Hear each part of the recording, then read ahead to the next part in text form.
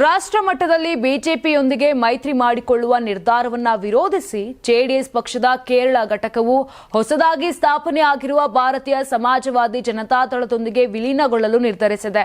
ಆಡಳಿತಾರೂಢ ಎಲ್ಡಿಎಫ್ ಮೈತ್ರಿಯ ಭಾಗವಾಗಿರುವ ಜೆಡಿಎಸ್ ಐಎಸ್ಜೆಡಿಯೊಂದಿಗೆ ವಿಲೀನಗೊಳ್ಳುತ್ತಿರುವ ಕುರಿತು ಇಂಧನ ಸಚಿವ ಕೆ ಕೃಷ್ಣನ್ಕುಟ್ಟಿ ಸೇರಿದಂತೆ ಪಕ್ಷದ ಇಬ್ಬರು ಶಾಸಕರು ವಿಧಾನಸಭಾ ಸ್ಪೀಕರ್ಗೆ ಅಧಿಕೃತವಾಗಿ ಮಾಹಿತಿ ನೀಡಿದ್ದಾರೆ.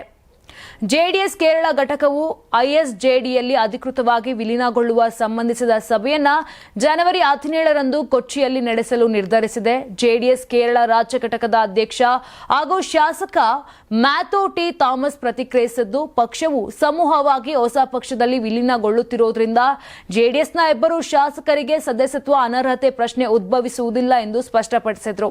2024ರ ಲೋಕಸಭಾ ಚುನಾವಣೆ ವೇಳೆ ಕರ್ನಾಟಕದಲ್ಲಿ ಬಿಜೆಪಿಯೊಂದಿಗೆ ಮೈತ್ರಿ ಮಾಡಿಕೊಳ್ಳುವ ಜೆಡಿಎಸ್ ರಾಷ್ಟ್ರೀಯ ನಾಯಕರ ನಿರ್ಧಾರವನ್ನ ವಿರೋಧಿಸಿದ ಪಕ್ಷದ ಒಂದು ಬಣ ಭಾರತೀಯ ಸಮಾಜವಾದಿ ಜನತಾದಳವನ್ನ ಸ್ಥಾಪಿಸಿತು ಎಂದು ಥಾಮಸ್ ವಿವರಿಸಿದರು.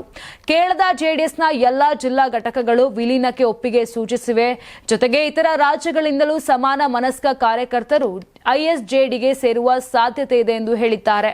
ನೀವು ಸಣ್ಣ ಆಗ್ಬೇಕಲ್ವಾ? ಅದು ಒಂದು ಉತ್ತಮ ಆಹಾರದಿಂದ ಸಣ್ಣ ಆಗ್ಬೇಕಲ್ವಾ? ಪ್ರತಿದಿನ ನಮ್ಮ ಜೀನಿ ಸ್ಲಿಮ್ ನ ಯೂಸ್ ಮಾಡಿ ಯಾವುದೇ ಸೈಡ್ ಎಫೆಕ್ಟ್ ಇಲ್ದಂಗೆ ನೀವು ಸಣ್ಣ ಆಗ್ತೀರಾ.